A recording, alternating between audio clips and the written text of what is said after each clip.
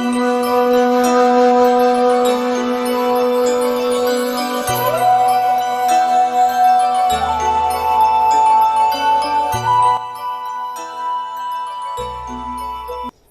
मित्रों, जिंदगी हौले हौले में एक बार फिर आप सभी लोगों का हार्दिक स्वागत है। भाषा और साहित्य की श्रृंखला में आज जिंदगी हौले हौले के पटल पर अज्ञेय की प्रसिद्ध कहानी शरणदाता का पाठ प्रस्तुत किया जाएगा।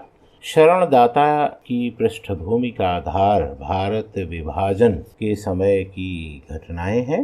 वस्तुतः शरणदाता में बाहरी परिस्थितियों के दबाव में संबंधों और मूल्यों के विघटित हो जाने की पूरी प्रक्रिया मौजूद है। शरणदाता को सुरक्षित रखने वाला रेलवे का कर्मचारी जब उसकी सुरक्षा के लिए पुलिस से गुहार मचाता है तो उल्टा स्वयं गिरफ्तार हो जाता है। 3 दिन बाद उसे और उसके परिवार वालों को थाने से छोड़ा गया और हिफाजत के लिए 2 सिपाही दिए गए। थाने के 50 कदम के फासले पर पुलिस वालों ने अचानक बंदूक उठाकर उस पर और उसके परिवार पर गोली चलाई।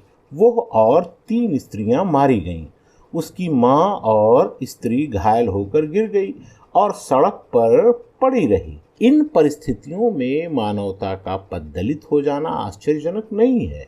जब रक्षक ही भक्षक का कार्य करने लगे तो जनसाधारण, जो कि उन्मानांध हो चुका था, उसके लिए कुछ भी कर गुजरना अप्रत्याशित नहीं था। उसी शहर में, जिस शहर में ये घटना घटती है, रफीकुद्दीन अपने दोस्त देवेंद्र लाल को शरण देता है, परंतु वातावरण की विभत्सता के कारण दोनों पुराने दोस्तों का आत्मविश्वास डोलने लगता है। अंत में देवेंद्र लाल को जहर देने का प्रयास किया जाता है। बरसों बरस में निर्मित निष्ठा और विश्वास का बंधन टूटने को होता है कि रफीकुद्दीन की लड़की ज़ैबू शरणदाता की रक्षा का धर्म निभाते हुए उसके प्राणों की रक्षा करती है। यही तथ्य प्रस्तुत कहानी का महत्वपूर्ण पक्ष है। सुलगते वातावरण में टिमटिमाते दीपक के समान मौजूद ज़ैबू के चरित्र द्वारा सकारात्मक शक्तियां रूपी दीपक को जलाए रखने में ही कहानीकार की सफलता निहित है और यही तथ्य कहानी की प्रसिद्धि का कारण भी है। मित्रों, कहानी का पाठ प्रस्तुत करने से पहले मैं निवेदन करूंगा कि अगर अभी तक आप लोगों ने इस पटल को सब्सक्राइब न किया हो तो कृपया इसे सब्सक्राइब कर लीजिए, इसे लाइक भी दीजिए, शेयर भी कीजिए और इसके कमेंट बॉक्स में अपनी प्रतिक्रिया भी दीजिए। धन्यवाद। कहानी का पाठ प्रस्तुत है। ये कभी हो ही नहीं सकता देवेंद्र लाल जी। रफीकुद्दीन वकील की वाणी में आग्रह था, चेहरे पर आग्रह के साथ चिंता और कुछ व्यथा का भाव। उन्होंने फिर दोहराया, ये कभी हो ही नहीं सकता देवेंद्र लाल जी। देवेंद्र लाल जी ने उनके इस आग्रह को जैसे कबूलते हुए पर अपनी लाचारी जताते हुए कहा, सब लोग चले गए। आपसे मुझे कोई डर नहीं, बल्कि आपका तो सहारा है। लेकिन आप जानते हैं, जब एक बार लोगों को डर जकड़ लेता है और भगदड़ पड़ जाती है, तब फिजा ही कुछ और हो जाती। हर कोई हर किसी को शुबह की नज़र से देखता है और खामख्वाह दुश्मन हो जाता है। आप तो मोहल्ले के सरबराह हैं, पर बाहर से आने जाने वालों का क्या ठिकाना है। आप तो देख ही रहे हैं कैसी कैसी वारदातें हो रही हैं। रफीकुद्दीन ने बात काटते हुए कहा, नहीं साहब, हमारी नाक कट जाएगी। कोई बात है भला कि आप घर बार छोड़कर अपने ही शहर में पनाह गुज़ीर हो जाएं? हम तो आपको जाने ना देंगे, बल्कि ज़बरदस्ती रोक लेंगे। मैं तो इसे मेजॉरिटी का फ़र्ज़ मानता हूँ कि वह माइनॉरिटी की हिफाजत करे और उन्हें घर छोड़कर भागने ना दे। हम पड़ोसी की हिफाजत न कर सके तो मुल्क की हिफाजत क्या खाक करेंगे। और मुझे पूरा यकीन है कि बाहर की तो खैर बात ही क्या, पंजाब में ही कोई हिंदू भी जहां उसकी बहुतायत है ऐसा ही सोच और कर रहे होंगे। आप न जाइए, आपके हिफाजत की जिम्मेदारी मेरे सिर। बस। देवेंद्र लाल के पड़ोस के हिंदू परिवार धीरे धीरे एक एक करके खिसक गए थे। होता यह कि दोपहर शाम जब कभी साक्षात होता, देवेंद्र लाल पूछते, कहो लाला जी या बाऊ जी या पंडित जी, क्या सलाह हो गई है आपने? और वे उत्तर देती, जी सलाह क्या बनाई है, यहीं रह रहे हैं, देखी जाएगी। पर शाम को या अगले दिन सवेरे देवेंद्र लाल देखते कि वे चुपचाप ज़रूरी सामान लेकर कहीं खिसक गए हैं। कोई लाहौर से बाहर, कोई लाहौर में ही हिंदुओं के मोहल्ले में, और अंत में यह परिस्थिति आ गई थी कि अब उनके दाहिनी ओर 4 मकान खाली छोड़कर एक मुसलमान गूजर का अहाता पड़ता था, जिसमें एक ओर गूजर की भैंसें और दूसरी ओर कई छोटे मोटे मुसलमान कारीगर रहते थे। बाईं ओर भी देवेंद्र और रफीकुद्दीन के मकानों के बीच के मकान खाली थे, और रफीकुद्दीन के मकान के बाद मोजंग का अड्डा पड़ता था, जिसके बाद तो विशुद्ध मुसलमान बस्ती थी। देवेंद्र लाल और रफीकुद्दीन में पुरानी दोस्ती थी और एक एक आदमी के जाने पर उनमें चर्चा होती थी। अंत में जब एक दिन देवेंद्र लाल ने जताया कि वह भी चले जाने की बात पर विचार कर रहे हैं, तब रफीकुद्दीन को धक्का लगा और उन्होंने व्यथित स्वर में कहा, देवेंद्र लाल जी आप भी? रफीकुद्दीन का आश्वासन पाकर देवेंद्र लाल रह गए। तब ये तय हुआ कि अगर खुदा न करे कोई खतरे की बात हुई तो रफीकुद्दीन उन्हें पहले ही खबर कर देंगे और हिफाजत का इंतजाम भी कर देंगे, चाहे जैसे हो। देवेंद्र लाल की स्त्री तो कुछ दिन पहले ही जालंधर मायके गई हुई थी। उसे लिख दिया गया कि अभी न आए, वहीं रह गए देवेंद्र और उनका पहाड़िया नौकर संतू। किंतु यह व्यवस्था बहुत दिन नहीं चली। चौथे ही दिन सवेरे उठकर देखा संतू भाग गया है। अपने हाथों चाय बनाकर उन्होंने पी। धोने को बर्तन उठा रहे थे कि रफीकुद्दीन ने आकर खबर दी, सारे शहर में मार काट हो रही है और थोड़ी देर में मोजंग में भी हत्यारों के गिरोह बंद कर निकलेंगे। कहीं जाने का समय नहीं है। देवेंद्र लाल, आप अपना ज़रूरी और कीमती सामान ले लें और उनके साथ उनके घर चले चलें। ये बला टल जाए तो फिर लौट आएंगे। कीमती सामान कुछ था नहीं। गहना छन्ना सब स्त्री के साथ जालंधर चला गया था। रुपया थोड़ा बहुत बैंक में था और ज़्यादा फैलाव कुछ उन्होंने किया नहीं था। यूँ गृहस्थ को अपनी गृहस्थी की हर चीज़ कीमती मालूम होती है। देवेंद्र लाल घंटे भर बाद ट्रंक बिस्तर के साथ रफीकुद्दीन के यहाँ जा पहुँचे। तीसरे पहर उन्होंने देखा हुल्लड़ मोजंग में आ पहुँचा है। शाम होते होते उनकी निर्निमेष आंखों के सामने ही उनके घर का ताला तोड़ा गया और जो कुछ था लुट गया। रात को जहाँ वहाँ लपटें उठने लगीं और भादों की उमस धुआं खाकर और भी गला घोंटू हो गई। रफीकुद्दीन भी आंखों में पराग लिए चुपचाप देखते रहे। केवल एक बार उन्होंने कहा, यह दिन भी था देखने को, और आज़ादी के नाम पर, या अल्लाह। लेकिन खुदा जिसे घर से निकालता है उसे फिर गली में भी पनाह देता है। देवेंद्र लाल घर से बाहर तो निकल ही न सकते।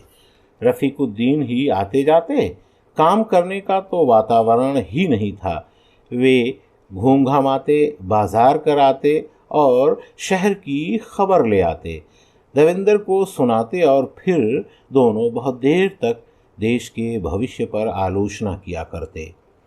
देवेंद्र ने पहले तो लक्ष्य नहीं किया, लेकिन बाद में पहचानने लगा कि रफीकुद्दीन की बातों में कुछ चिंता का और कुछ एक और पीड़ा का भी स्वर है, इसे वो नाम नहीं दे सकता था।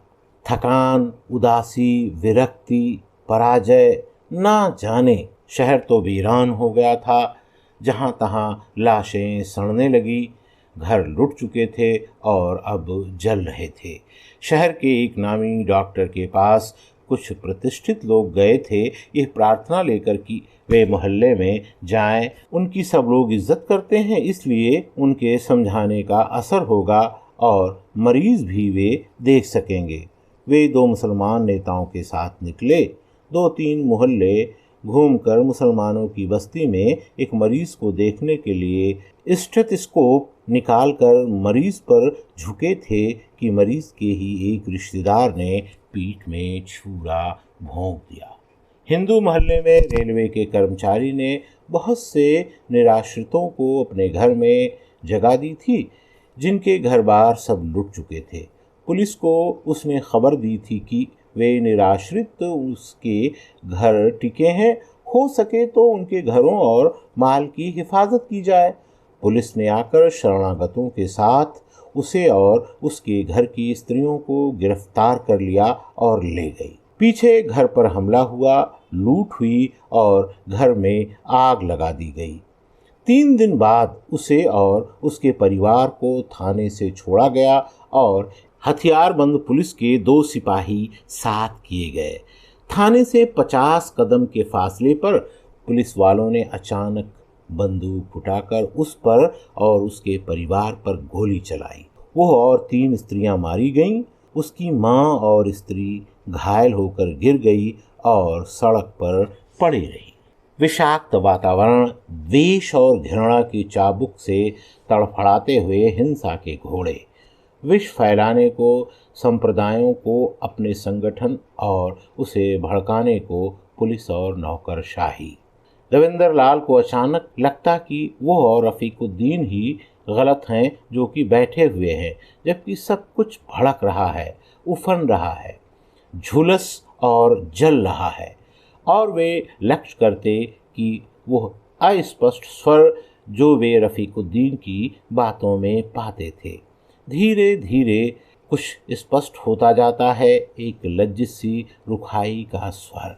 हिंदुस्तान पाकिस्तान की अनुमानित सीमा के पास एक गांव में कई 100 मुसलमानों ने सिखों के गांव में शरण पाई।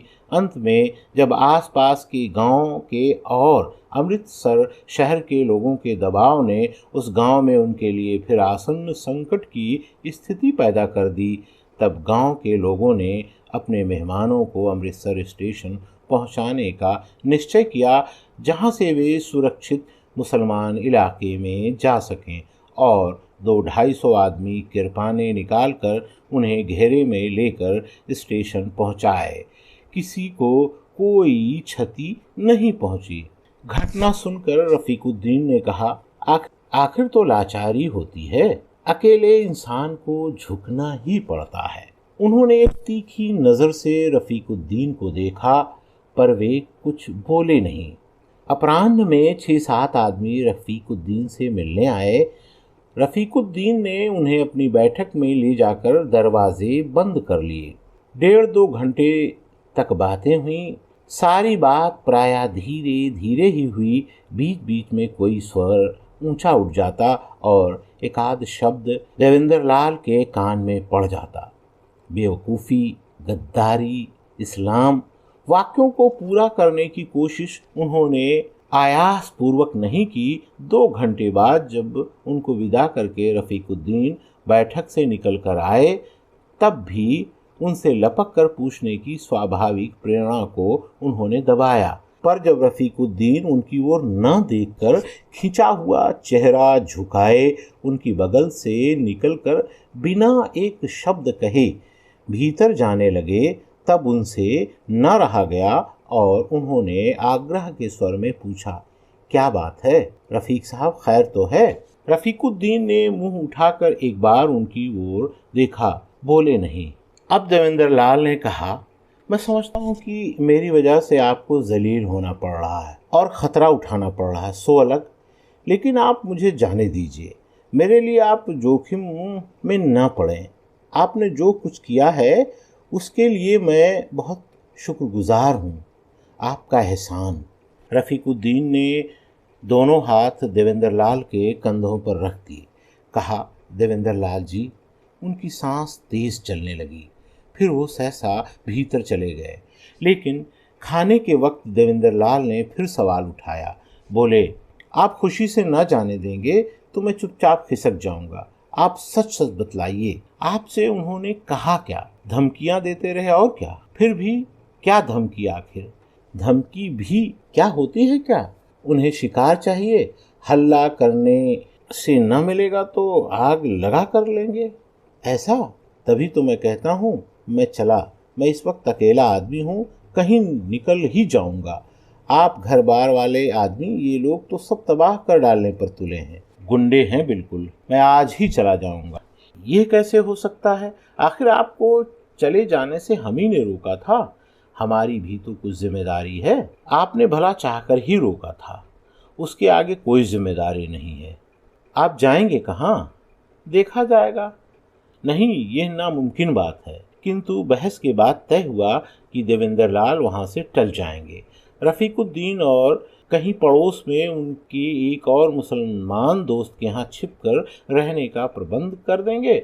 वहां तकलीफ तो होगी पर खतरा नहीं होगा, क्योंकि देवेंद्र लाल घर में रहेंगे। वहां पर रहकर जान की हिफाजत तो रहेगी। तब तक कुछ और उपाय सोचा जाएगा निकलने का। देवेंद्र लाल शेख अताउल्लाह के अहाते के अंदर पिछली तरफ पेड़ों के झुरमुट की आड़ में बनी हुई एक गैराज में पहुंच गए। ठीक गैराज में तो नहीं, गैराज की बगल में एक कोठरी थी, जिसके सामने दीवारों से घिरा एक छोटा सा आंगन था। पहले शायद यह ड्राइवर के रहने के काम आती हो। कोठरी में ठीक सामने और गैराज की तरफ के किवाड़ों को छोड़कर खिड़की वगैरह नहीं थी। एक तरफ एक खाट पड़ी थी, आले में एक लोटा, फर्श कच्चा मगर लिपा हुआ।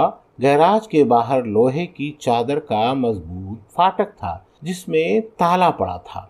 फाटक के अंदर ही कच्चे फर्श में एक गड्ढा सा खुदा हुआ था, जिसकी एक ओर चूना मिली मिट्टी का ढेर और एक मिट्टी का लोटा देखकर गड्ढे का उपयोग समझते देर न लगी। देवेंद्र लाल का ट्रंक और बिस्तर जब कोठरी के कोने में रख दिया गया और बाहर आंगन का फाटक बंद करके उसमें भी ताला लगा दिया गया, तब थोड़ी देर वे हतबुद्धि खड़े रहे। ये है आज़ादी। पहले विदेशी सरकार लोगों को कैद करती थी, वो आज़ादी के लिए लड़ना चाहते थे। अब अपने ही भाई अपनों को तन्हाई कैद रहे हैं, क्योंकि वे आज़ादी के लिए ही लड़ाई रोकना चाहते हैं। फिर मानो प्राणी का स्वाभाविक वस्तुवाद जागा और उन्होंने गैराज, कोठरी, आंगन का निरीक्षण इस दृष्टि से आरंभ किया कि क्या क्या सुविधाएं वे अपने लिए कर सकते हैं। गैराज ठीक है, थोड़ी सी दुर्गंध होगी, ज़्यादा नहीं। बीच का किवाड़ बंद, काम चलाऊ रोशनी आंगन से प्रतिबिंबित होकर आती है, क्योंकि आंगन की एक ओर सामने की मकान की कोने वाली बत्ती से रोशनी पड़ती है। बल्कि आंगन में इस जगह खड़े होकर शायद कुछ पढ़ा भी जा सके, लेकिन पढ़ने को है ही कुछ नहीं। यह तो ध्यान ही नहीं रहा था। देवेंद्र लाल फिर ठिठक गए। सरकारी कंद में तो गा चिल्ला भी सकते हैं, यहाँ तो चुप रहना होगा। उन्हें याद आया, उन्होंने पढ़ा है जेल में लोग चिड़िया, कबूतर, गिलहरी, बिल्ली आदि से दोस्ती करके अकेलापन दूर करते हैं। यह भी ना होती तो कोठरी में मकड़ी, चींटी आदि का अध्ययन करके। उन्होंने एक बार चारों ओर नजर दौड़ाई। मच्छरों से भी बंधुभाव हो सकता है, ये उनका मन किसी तरह नहीं स्वीकार कर पाया। वे आंगन में खड़े होकर आकाश देखने लगे, आजाद देश का आकाश, और नीचे से अभ्यर्थना में जलते हुए घरों का धुआं। धूपेन धापयामा, लाल चंदन रक्त चंदन। अचानक इन्होंने आंगन की दीवार पर एक छाया देखी, एक विलार। उन्होंने बुलाया, आओ आओ, पर वो वहीं बैठा स्थिर दृष्टि से ताकता रहा। जहाँ विलार आता है वहाँ अकेलापन नहीं है। देवेंद्र लाल ने कोठरी में जाकर बिस्तरा बिछाया और थोड़ी देर में निर्द्वंद्व भाव से सो गए। दिन छिपे के वक्त केवल एक बार खाना आता था, यों वो 2 वक्त के लिए काफी होता था। उसी समय कोठरी और गैराज के लोटे भर दिए जाते थे। लाता था एक जवान लड़का जो स्पष्ट ही नौकर नहीं था। देवेंद्र लाल ने अनुमान किया कि शेख साहब का लड़का होगा। ये बोलता बिल्कुल नहीं था। देवेंद्र लाल ने पहले दिन पूछा था कि शहर का क्या हाल है, तो उसने एक अजनबी दृष्टि से इन्हें देख लिया था। फिर पूछा कि अभी अमन हुआ है या नहीं, तो उसने नकारात्मक सिर हिला दिया था। और सब खैरियत, तो फिर सिर हिलाया था हाँ। देवेंद्र लाल चाहते तो खाना दूसरे वक्त के लिए रख सकते थे, पर एक बार आता तो एक बार ही खा लेना चाहिए। यह सोचकर वे डर कर खा लेते थे और बाकी बिलार को दे देते थे। बिलार खूब हिल गया था, आकर गोद में बैठ जाता और खाता रहता। फिर हड्डी बड्डी लेकर आंगन के कोने में बैठकर चबाता रहता, या ऊब जाता तो देवेंद्र लाल के पास आकर घुरघुराने लगता। इस तरह शाम कट जाती, रात घनी हो जाती थी, तब वे सो जाते थे। सुबह उठकर आंगन में कुछ वर्जिश कर लेते थे कि शरीर ठीक रहे। बाकी दिन कोठरी में बैठे कभी कंकड़ों से खेलते, कभी आंगन की दीवार पर बैठने वाली गौरैया देखते, कभी दूर से कबूतर से गुटुरगुन सुनते और कभी सामने के कोने में शेख जी के घर के लोगों की बातचीत भी सुन पड़ती। अलग अलग आवाज़ें वे पहचानने लगे थे और 3-4 दिन में ही वे घर के भीतर के जीवन और व्यक्तियों से परिचित हो गए थे। एक भारी जनाना आवाज़ थी शेख साहब की बीवी की, और तीखी जनाना आवाज़ थी जिसके स्वर में वय का खुरदुरापन था। घर की कोई और बुजुर्ग स्त्री एक विनीत युवा स्वर था जो प्रायः पहली आवाज़ की ज़ैबू ज़ैबूनी पुकार के उत्तर में बोलता था, और इसलिए शेख साहब की लड़की ज़ैबुन्निसा का स्वर था। 2 मर्दानी आवाज़ें भी सुन पड़ती थीं। एक तो आबिद मियाँ की थी जो शेख साहब का लड़का हुआ, और यह वही लड़का था जो खाना लेकर आता है, और एक बड़ी भारी और चर्बी से चिकनी आवाज़ जो शेख साहब की आवाज़ है। इस आवाज़ को देवेंद्र लाल सुन तो सकते थे, लेकिन इसकी बात के शब्दकार कभी पहचान में न आते। दूर से तीखी आवाज़ों के बोल ही स्पष्ट समझ आते हैं। ज़ैबू की आवाज़ से देवेंद्र लाल का लगाव था। घर की युवती लड़की की आवाज़ थी। इस स्वाभाविक आकर्षण से ही नहीं, वह विनीत भी थी। इसलिए मन ही मन वे ज़ैबुन्निसा के बारे में अपने उपापोह का रोमानी खिलवाड़ कहकर अपने को थोड़ा झिझक भी लेते थे, पर अक्सर वे यह भी सोचते थे कि क्या यह आवाज़ भी लोगों में फ़िरका परस्ती का जहर भर सकती होगी। शेख साहब पुलिस के किसी दफ्तर में शायद हेड क्लर्क है। देवेंद्र लाल को यहाँ लाते समय रफ़ीकुद्दीन ने यही कहा था कि पुलिसियों का घर तो सुरक्षित होता है। वो बात ठीक है, लेकिन सुरक्षित होता है इसलिए शायद बहुत से उपद्रवों की जड़ भी होता है। ऐसे घर में लोग जहर फैलवाने वाले हों तो अचंभा क्या, लेकिन खाते वक्त वे भी सोचते खाने में कौन सी चीज़ किस हाथ की बनी होगी, परोसा किसने होगा। सुनी बातों से वे जानते थे कि पकाने में बड़ा हिस्सा तो उस तीखी खुरदुरी आवाज़ वाली स्त्री का रहता था, पर परोसना शायद ज़ैबुन्निसा के जिम्मे था। और यही सब सोचते सोचते देवेंद्र लाल खाना खाते और कुछ ज़्यादा ही खा लेते थे। खाने में बड़ी बड़ी मुसलमानी रोटी के बजाय छोटे छोटे हिंदू फुलके देखकर देवेंद्र लाल के जीवन की एक रास्ता में थोड़ा सा परिवर्तन आया। मांस तो था, लेकिन आज रबड़ी भी थी, जबकि पीछे मीठे के नाम पर एक आध बार शाह टुकड़ा और एक बार फिरनी आई थी। आबिद जब खाना रख कर चला गया तब देवेंद्र लाल क्षण भर उसे देखते रहे। उनकी उंगलियां फुलके से खेलने लगीं। उन्होंने एक हाथ को उठाकर फिर रख दिया। पल भर के लिए अपने घर का दृश्य उनकी आंखों के आगे दौड़ गया। उन्होंने फिर 2 फुलके उठाए और फिर रख दिए। हठात वे चौंके। 3 एक फुलकों की तह के बीच में कागज़ की एक पुड़िया सी पड़ी थी। देवेंद्र लाल ने पुड़िया खोली। पुड़िया में कुछ नहीं था। देवेंद्र लाल उसे फिर गोल करके फेंक देने वाले ही थे कि हाथ ठिठक गया। उन्होंने कोठरी से आंगन में जाकर कोनों में पंजों पर खड़े होकर बाहर की रोशनी में पुर्जा देखा। उस पर लिखा था केवल एक सतर, खाना कुत्ते को खिलाकर खाइएगा। देवेंद्र लाल ने कागज़ की चिंदियाँ की, चिंदियों को मसला, कोठी से जाकर गैराज में जाकर उसे गड्ढे में डाल दिया। फिर आंगन में लौट आए और टहलने लगे। मस्तिष्क ने कुछ नहीं कहा, सन्न रहा। केवल एक नाम उनके भीतर खोया सा चक्कर काटता रहा, ज़ैबू ज़ैबू ज़ैबू। थोड़ी देर बाद वो फिर खाने के पास जाकर खड़े हो गए।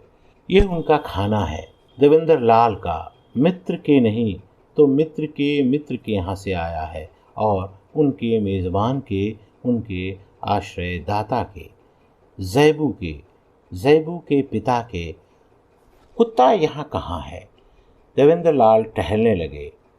आंगन की दीवार पर छाया सरकी, बिलार बैठा था। देवेंद्र लाल ने बुलाया। वह लपक कर कंधे पर आ रहा।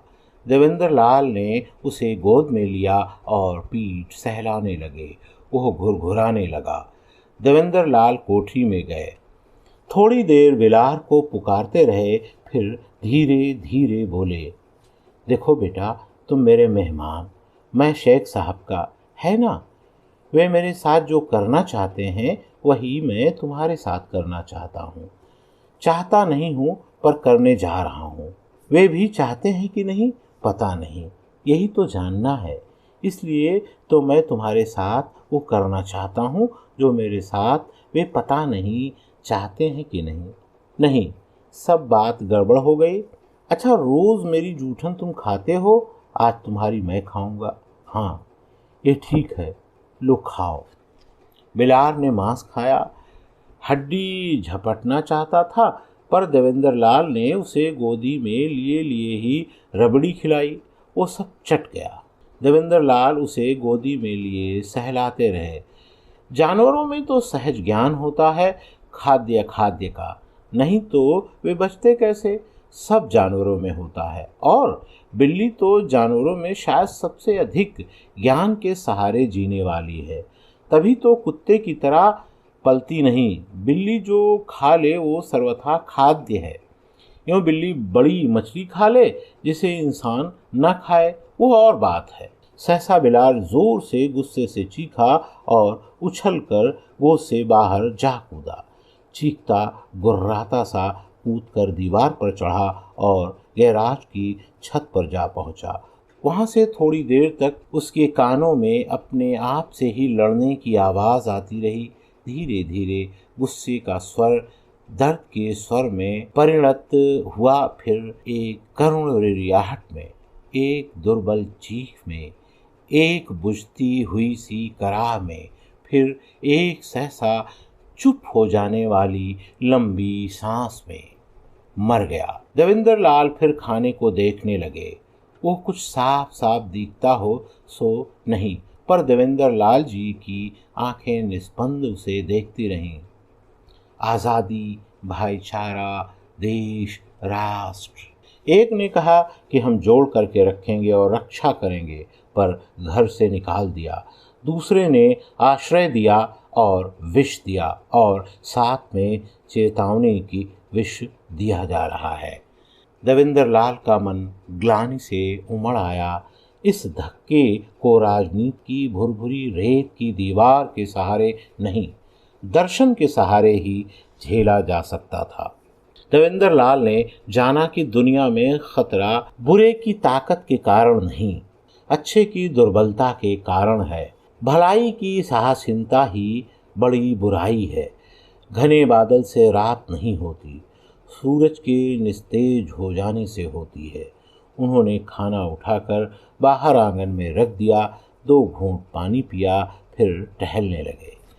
तनिक देर बाद उन्होंने आकर ट्रंक खोला, एक बार सरसरी दृष्टि से सब चीज़ों को देखा, फिर ऊपर के खाने में 2 कागज़, 2 फ़ोटो, एक सेविंग बैंक की पासबुक और एक बड़ा सा लिफाफा निकालकर एक काले शेरवानी नुमा कोट के जेब में रखकर कोट पहन लिया। आंगन में आकर एक क्षण भर कान लगाकर सुना, फिर वे आंगन की दीवार पर चढ़कर बाहर फांक गए और बाहर सड़क पर निकल आए। वे स्वयं नहीं जान सके कि कैसे। के बाद की घटना घटना नहीं है, घटनाएं सब अधूरी होती हैं, पूरी तो कहानी होती है। कहानी की संगति मानवीय तर्क या विवेक या कला या सौंदर्य बोध की बनाई हुई संगति मानव पर किसी शक्ति की कह लीजिए, काल या प्रकृति या संयोग या दैव या भावना की बनाई हुई संगति है। इसलिए मानव को सहसा नहीं भी दिखती। इसलिए इसके बाद जो कुछ हुआ और जैसे हुआ वो बताना जरूरी नहीं। इतना बताने से काम चल जाएगा कि 1.5 महीने बाद अपने घर का पता लेने के लिए देवेंद्र लाल अपना पता देकर दिल्ली रेडियो से अपील करवा रहे थे, तब एक दिन उन्हें लाहौर की मुहर वाली एक छोटी सी चिट्ठी मिली थी। आप बचकर चले गए, इसके लिए खुदा का लाख लाख शुक्र है। मैं मानती हूँ कि रेडियो पर जिनके नाम आपने अपील की है वे सब सलामती से आपके पास पहुँच जाएं। अब्बा ने जो किया या करना चाहा उसके लिए मैं माफ़ी मांगती हूँ और यह भी याद शायद दिलाती हूँ कि उसकी काट मैंने ही कर दी थी। एहसान नहीं जताती, मेरा कोई एहसान आप पर नहीं है। सिर्फ ये इल्तिजा करती हूँ कि आपके मुल्क में अक़लियत का कोई मजलूम हो तो याद कर लीजिएगा। इसलिए नहीं कि मुसलमान है, इसलिए कि आप इंसान हैं। खुदा हाफिज।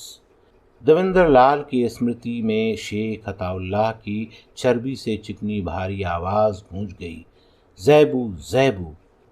और फिर गैराज की छत पर छटपटाकर धीरे धीरे शांत होने वाली विलार की वो दर्द भरी कराह जो केवल एक लंबी सांस बनकर चुप हो गई थी। उन्होंने चिट्ठी को छोटी सी गोली बनाकर चुटकी से उड़ा दी। धन्यवाद।